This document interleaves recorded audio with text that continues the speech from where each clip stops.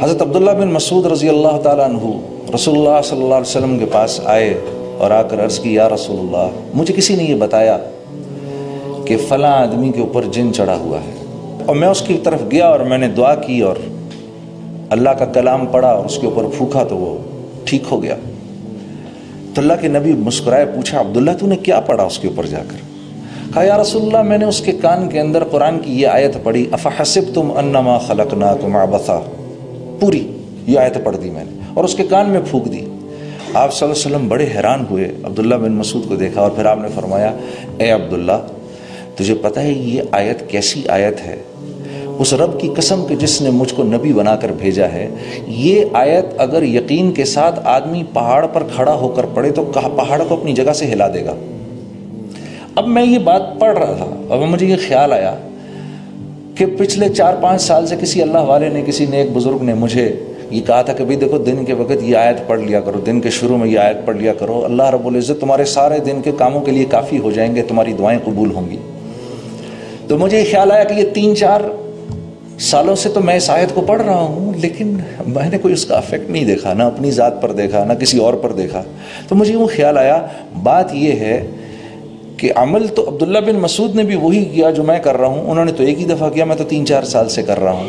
فرق یہ ہے کہ ان کے پاس وہ ایمان کی جو مایا ہے وہ ایسی ہے کہ یہ جو آیتوں کے بول ان کی زبان سے نکلتے ہیں تو وہ جو ڈیزائرڈ افیکٹس ہم چاہتے ہیں نا، وہ ڈیزائرڈ افیکٹ جو ہیں وہ ڈیزائرڈ افیکٹ ہو جاتے ہیں، اور میں پڑھ کے رہ جاتا ہوں۔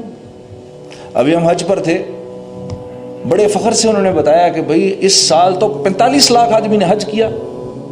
اب 45 لاکھ لوگوں نے، الحمدللہ کتنی بڑی بات ہے امت مسلمہ میں سے 45 لاکھ لوگوں نے حج کیا۔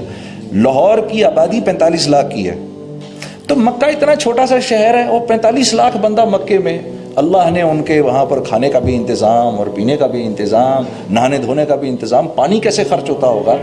ادھر دوسری ایمنسٹیز جو ہیں ان کی اویلیبلٹی، وہ کیسے اللہ نے ایک نظام چلایا، اور وہ 45 لاکھ کے 45 لاکھ اللہ سے یہ دعا کرتے ہوں گے یا اللہ مسلمانوں کو پھر سے عروج نصیب فرما، اسلام کو عروج نصیب فرما، یا اللہ ہماری زندگیوں کو قبول فرما۔ وہ سب کیا کیا دعائیں نہیں کرتے ہوں گے، اور ہم کیسی امیدیں لگا کے رکھتے ہیں ان حاجیوں سے۔ یقیناً اللہ کے ہاں یہ دعائیں تو قبول ہوتی ہوں گی، لیکن وہ ڈیزائرڈ افیکٹس نہیں ہو رہے جو 1.25 لاکھ صحابہ کے حج سے ہو گئے۔ انہوں نے تو 30 سال کے اندر 1.25 لاکھ صحابہ ہی تو تھے جب اللہ کے نبی نے اس دنیا سے وصال فرمایا، تو ان کے دنیا سے چلے جانے کے 30 سال کے بعد مسلمان 3 بر اعظموں کے بادشاہ بن گئے، 3 بر اعظموں کے بادشاہ بن گئے۔ کیا ہوا؟ فرق کیا ہے؟ وہ ایمان کی کمی فرق ہے میرے دوستوں، اور کوئی نہیں۔ اعمال وہ بھی وہی کرتے ہیں، وہ بھی وہی کرتے تھے جو میں اور آپ کر رہے ہیں، بلکہ ہم زیادہ کر رہے ہیں۔ عبداللہ بن مسعود ایک دفعہ تابعین کی ایک جماعت بیٹھی ہوئی تو ان سے فرمانے لگے اے تابعین کی جماعت، آج تم لوگ روزے بھی زیادہ رکھتے ہو، نماز بھی زیادہ پڑھتے ہو، قرآن بھی زیادہ پڑھتے ہو۔ صحابہ اتنا نہیں کرتے تھے، لیکن اللہ کے ہاں وہ بڑے مقبول لوگ تھے۔ فرق کیا ہے؟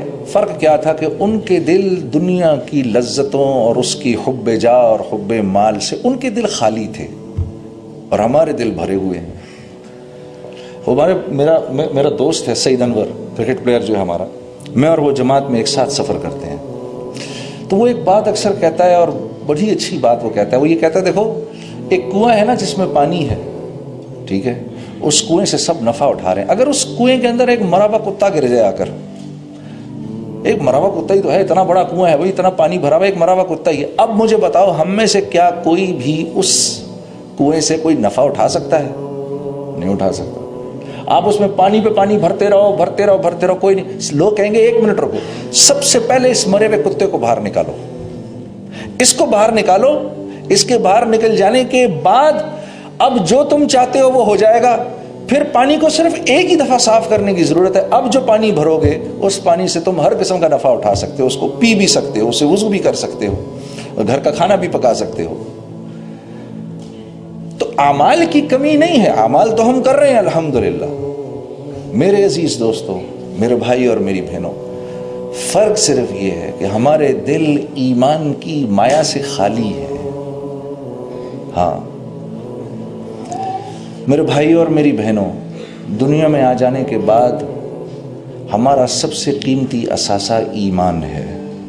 حضرت عمر رضی اللہ تعالیٰ عنہ پر جب کوئی حال آتا تھا، کوئی دنیاوی حال آتا تھا، تو آپ اللہ سے بہت شکر کرتے تھے، یا اللہ تیرا لاکھ لاکھ شکر ہے کہ یہ حال میری جان پر آیا ہے، میرے ایمان پر نہیں آیا۔ کیونکہ میرے دوستو، ایمان وہ اندر کی مایا ہے جو انسان کو اللہ کے حکموں پر کھڑا کرتی ہے۔ ورنہ آپ یقین کرو، تھوڑی دیر کے لیے سکھاؤ، ایک غیر مسلم کو بھی 10 منٹ میں ہم نماز پڑھنی سکھا سکتے ہیں، وہ 10-15 منٹ میں نماز پڑھنا شروع کر دے گا۔ اسی طریقے سے تکبیر تحریمہ کرے گا، ہاتھ باندھے گا، کھڑا رہے گا، اسی طریقے سے رکوع میں چلا جائے گا، اسی طریقے سے سجدہ بھی کر لے گا۔ اور یہ بات ثابت ہے، پرانے وقتوں میں 1400 سال میں کئی دفعہ ہوا یہ کہ غیر مسلم جاسوسوں نے اماموں کا بھیس بدلا اور عرصہ دراز تک مسجدوں کی امامت کرتے رہے۔ تو یہ اعمال جو ہیں، نماز ہو گئی، روزہ ہو گیا، حج، زکوٰۃ، اچھے بول، میٹھا بول، اچھے اخلاق، اچھے معاملات، اللہ کے ہاں ان کی قیمت اسی وقت لگتی ہے جب دل کے اندر ایمان ہو، ورنہ اللہ کے ہاں ان کی کوئی حقیقت نہیں ہے۔ تو میرا آپ کا سب سے قیمتی اثاثہ ایمان ہے۔ ابھی کچھ دن پہلے میں ایک چیز پڑھ رہا تھا کہ اچھا، میری ایک گزارش ہے بھائی، جتنی دیر میں بات کروں بھائی، کوئی تکبیر اور نعرے نہیں لگانے یہاں پر، ہاں ذرا تھوڑی دیر آپ کی مجھے توجہ کی ضرورت ہے، کیونکہ میں دنیا کے اس وقت اتنے سارے کام چھوڑ کے آپ کے پاس آیا ہوں کہ میں آپ کو بتا نہیں سکتا۔ اور میں کیونکہ یہاں پر آنے کی ضرورت سمجھتا تھا، اس لیے بڑی ضروری اپوائنٹمنٹس میں نے کینسل کی ہوں، پھر میں یہاں آیا ہوں۔ اور یہ میں آپ کو اس لیے، میں کوئی بڑی بات نہیں کر رہا، یہ میں آپ کو اس لیے بھی بتا رہا ہوں کیونکہ میں یہ اپنی ذمہ داری سمجھتا ہوں کہ آپ سب حضرات جو ہیں یہ اس ملک کے کل کے معمار ہیں، اور نہ صرف یہ کہ پاکستان بلکہ پوری امت مسلمہ کی باغ ڈور کل آپ کے ہاتھ میں ہونی ہے۔ اور میری دل و جان سے آپ کے لیے دعا ہے کہ اللہ رب العزت آپ لوگوں سے اپنے دین کا کام لے، کیونکہ جس کے لیے اللہ نے یہ فیصلہ کر لیا کہ میں نے اس سے کام لینا ہے، یقین کرو میرے دوستو، آپ ذرہ کریں گے اور اللہ آپ سے ایسے کام لے گا، آپ ایک قطرہ کام کریں گے، اللہ آپ سے کام ایسے لے گا جیسے سمندر سے لیتا ہے۔ وہ اس کی اپنی مرضی پر ہے، آپ میں سے کس کو چن لے، ٹھیک ہے؟